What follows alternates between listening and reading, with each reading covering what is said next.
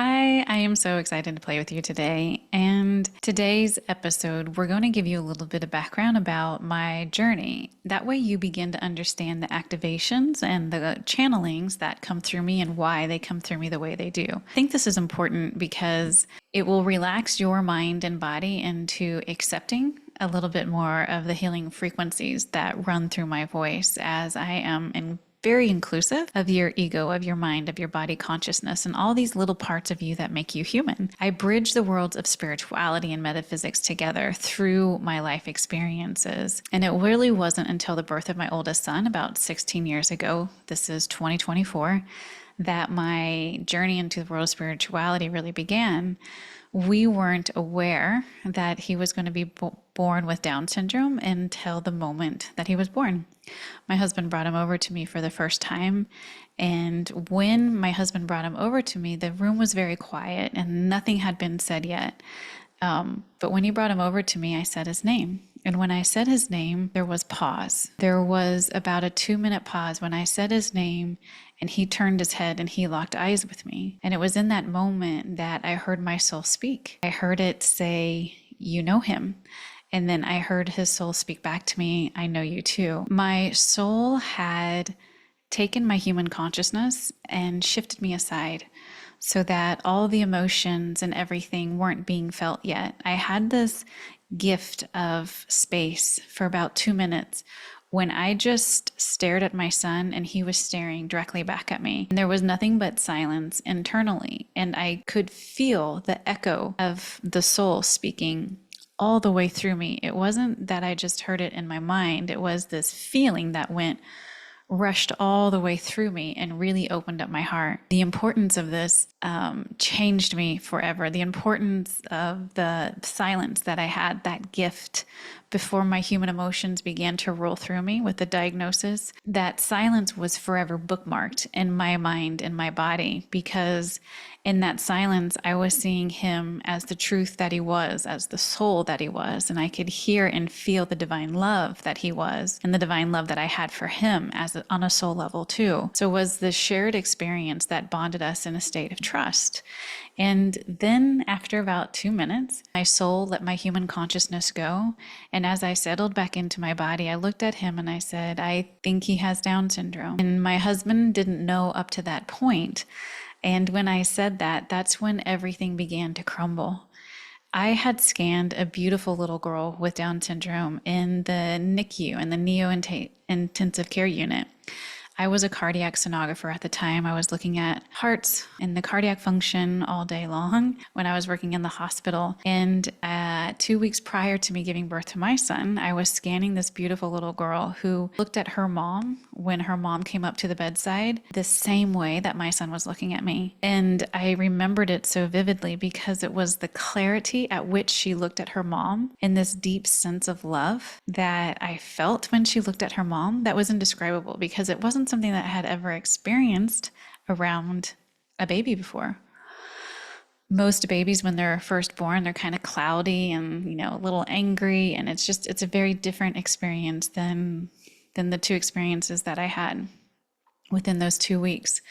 So the world began crumbling when I recognized that he had Down syndrome and my humanness was intact, because we have these constructs in our mind. We have these stories and these definitions that roll through our societies with the labels. They are, what does it mean to be a mom? What does it mean to be a dad? And what does that look like? What does that mean to have a child? What does it mean to be a son, a daughter, an aunt, a sister?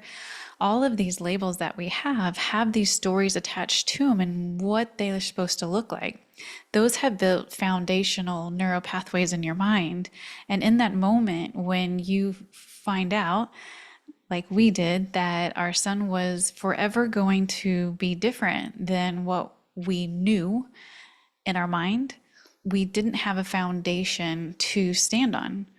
So the grief wasn't necessarily that he had Down syndrome. The grief was a loss for the life that we knew. We didn't know this other life. We didn't know what it was going to be like. So deep feelings of grief as the neural pathways were no longer valid began to roll through both of us, and it took us a while to process all that. Now, with this break that I had, this bookmarked break that I had when my soul took my humanness away, it gave me the space to feel trust and know within my being that this was meant to be and that everything was going to be okay. And that is what created a tiny little foundation for me to start bridging and making this new reality of ours. So my son and I had a telepathic communication in place all through up until from birth until he started preschool. Preschool, we started to lose it. But up until that point, I would just know that the grief that I was feeling, I needed to process that not while he was in the room. I could tell that the emotions that we were feeling were way too strong for what he could receive without overwhelming him. And so it wasn't as though I could hear him talking to me. It was downloaded knowledge that I just knew. I knew that I needed to be like this. I knew that when I talked to him, I needed to have pause and keep my sentences short, because if they were too long, the energy started wrapping around his brain and clogging it up. And I knew that it wasn't because he wasn't intelligent. It was because he was taking in a lot more information than the rest of us. He was taking in everything that was being felt when the words were being spoken, all the different sounds, not just what the words that were being spoken, but any sounds in the background, all the different colors.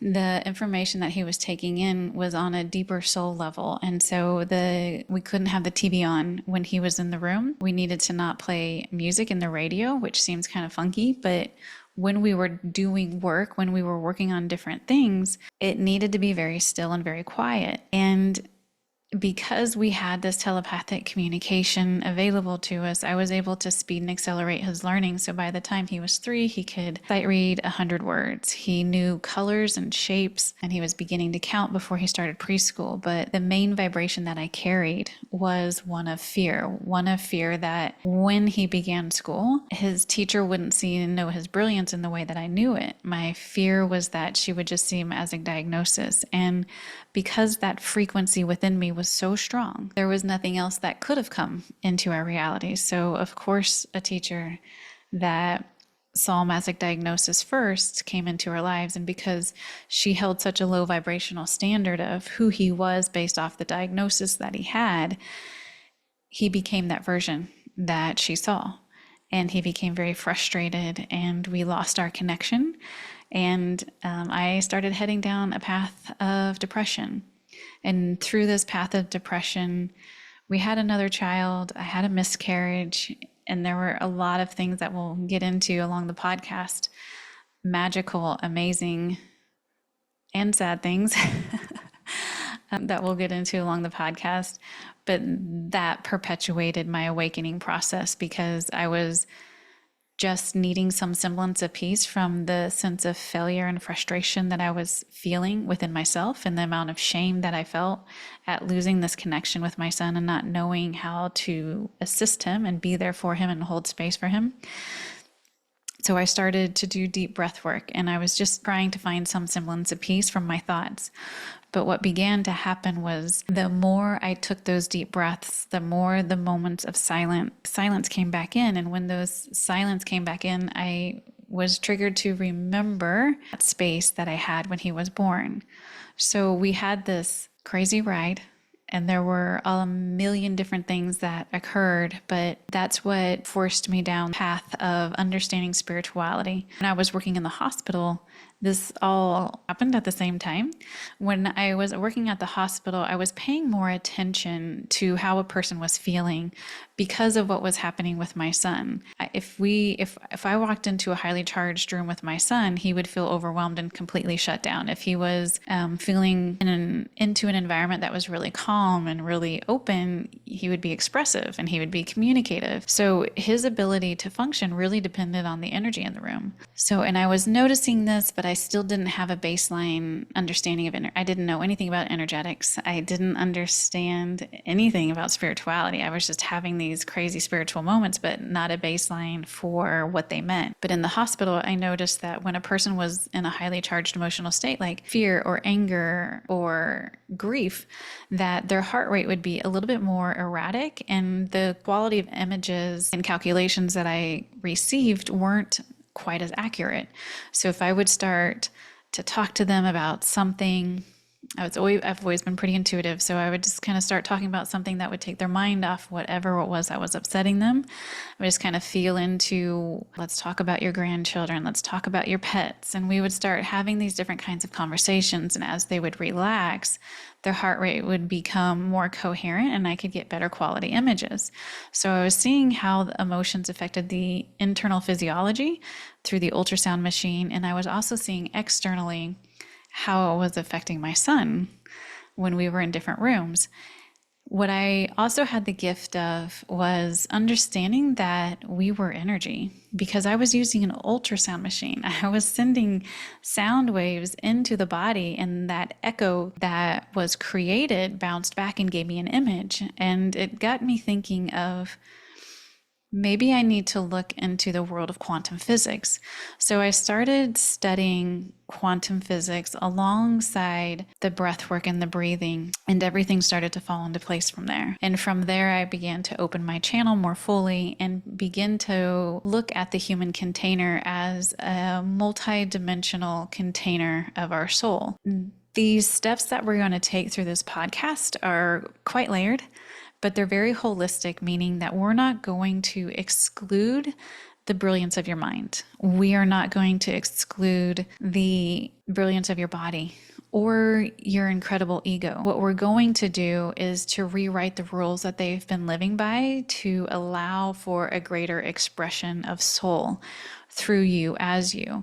Your ego, mind, body, consciousness are all part of your soul. There just have been maybe a little out of alignment. And these questions of how to become a new kind of human were spurred when I could begin to see how my oldest son did not descend down into his body properly because of the energy centers that were vibrating too slowly. So we're going to get into that more in the next episode. That's the journey.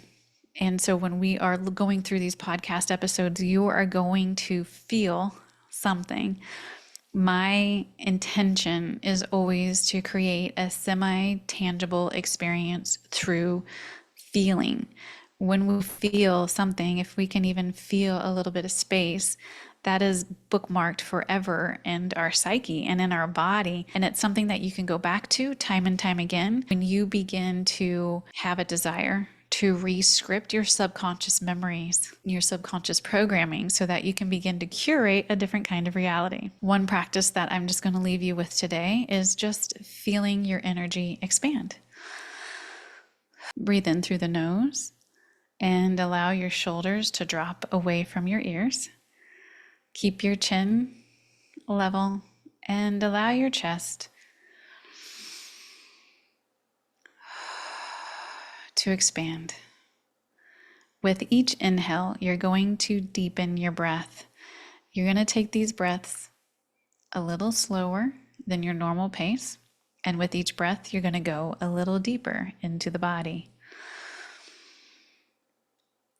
These physiological things, keeping the shoulders down, slowing the breath, trigger your body to start releasing hormones that you produce when you're safe, when you're feeling safe, because you have time to breathe deeply. So that's a very primal response. If I have time to breathe deeply and I don't have my shoulders protecting my neck and I'm nice and relaxed, then I am in a state of safety.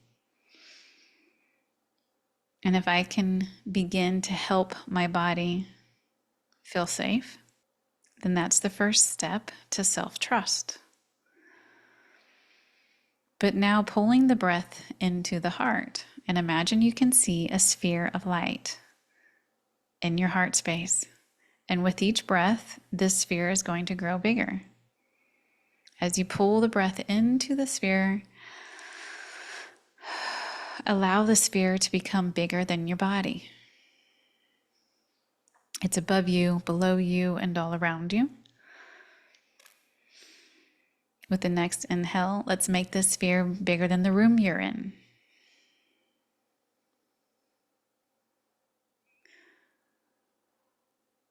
On the next inhale, let's make the breath bigger than the building you're in. Above the building, below, to the sides. And the next breath, we're going to make it bigger than the country you live in. So just spread it up through the clouds. Go deep down into the soils of the earth. Allow this sphere of light that you are to begin to expand over the oceans, through the oceans, beyond the oceans. And now we're going to expand on out past the earth.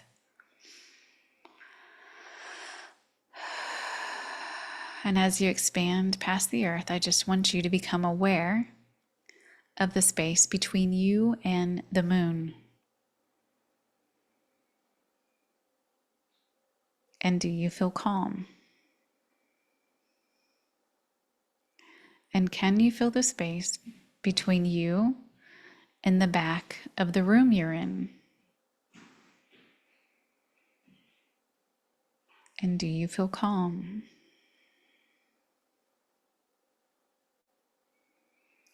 Can you feel the space below your feet in the earth?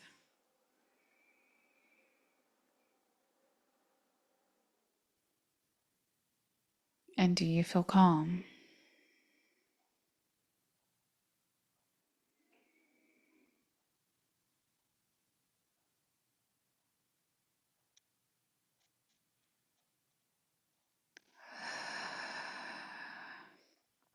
And when you're ready, come back home to your breath. Come back home to your heart. And this is the space that can be bookmarked in your mind and in your body. The sense of calm can be bookmarked. You just experienced your energy field, and the energy field has no bounds. You can make it as big as you want. Next time, we're going to get into how my son began to come into my dream state to build memories and teach me how to play in the quantum field. So, thank you for taking the time to improve yourself through experiencing yourself, through developing a deep sense of trust with yourself. Thank you for taking the time to breathe with me. Be sure to like, subscribe, and share with anyone that you feel needs to create and connect with the space within themselves so that they can calm and become centered and begin to trust the truth of who they are. So much love and light.